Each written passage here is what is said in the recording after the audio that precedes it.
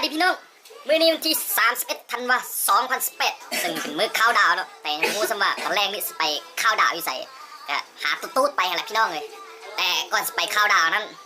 ตอนนี้เขาต้องไปหาแนวกินก่อนซึ่งยังไม่รู้สว่าสิไปกินอย่างเนาะแต่ว่า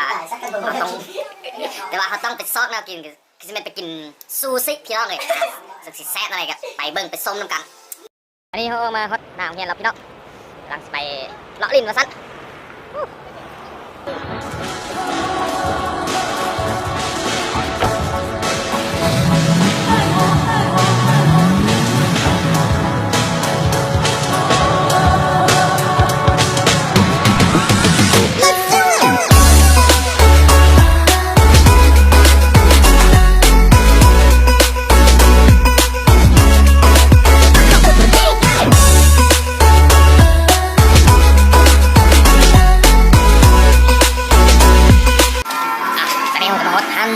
ซูชิกับพี่น้องเลยพนักงานงามหลายเมื่อกี้นี้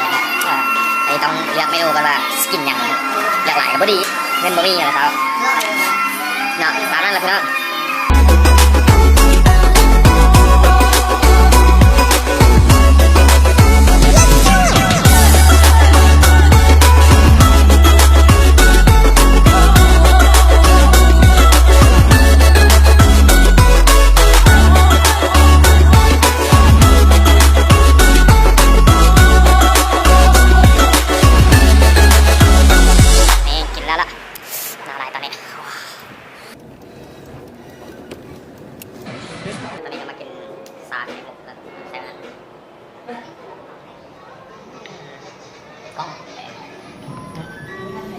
จะกินพักผ่อนบรรยากาศชิวๆหนาวไว้หน่อยต้อง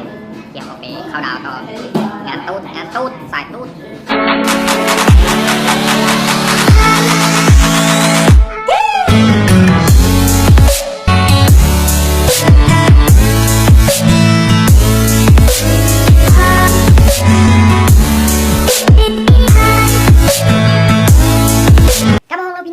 ก้าวน้ำเปลี่ยนเครื่องแล้วเนาะตอนนี้กำลังไปงานตูดอยู่ท่านไปหาหมูเนาะอยู่น้องเฮียนไปสังสรรค์กับหมูเป็นงานข้าวดาวเนาะไปร่วมกันจึงเขาจะตามไปตามหลังโอเคไปเลย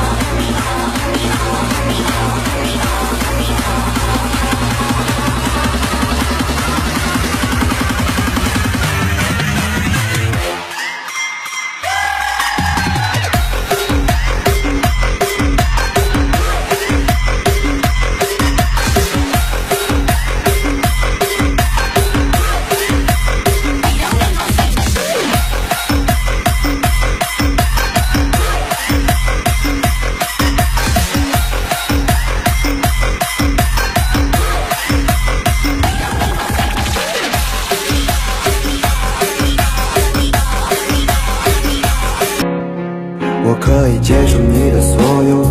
小脾气，我可以带你去吃很